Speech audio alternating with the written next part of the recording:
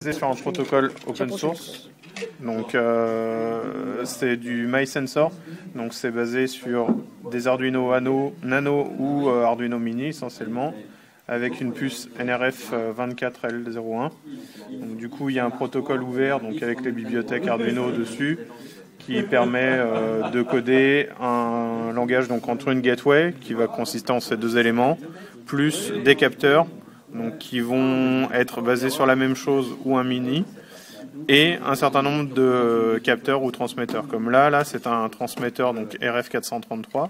Donc du coup, juste avec ces trois composants, on peut transmettre des ordres RF433 à des prises pilotées sans fil. On peut aussi très bien donc avoir des capteurs de température, capteurs d'humidité, capteurs d'humidité dans le sol, détecteurs de mouvement, détecteurs d'ouverture. Et tout ça, à ce moment-là, remonte vers une gateway pour être utilisé sur des logiciels de domotique.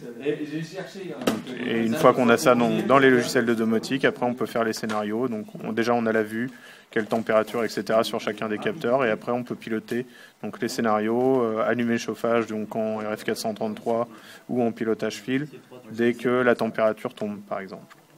Et tu utilises quoi comme logiciel de domotique? JDOM. Donc JDOM qui est un logiciel de domotique donc open source qui a l'avantage donc d'être auto-hébergé, donc qui ne nécessite pas, enfin là il y en a un, voilà. Et là avec un plugin MySensor, donc connexion 3G. Donc c'est un logiciel donc de domotique qui est hébergé chez soi, donc pas de connexion avec le cloud requise, qui tourne sur un Raspberry ou plus. JDOM donc JDOM qui permet par exemple là, ça c'est basé sur un composant, donc un Arduino donc qui a 4 capteurs, donc un capteur de température et humidité, un capteur, donc c'est un détecteur de mouvement, un capteur de luminosité et un capteur d'ouverture de porte. Donc tout se remonte automatiquement. C'est assez simple d'utilisation. Oui.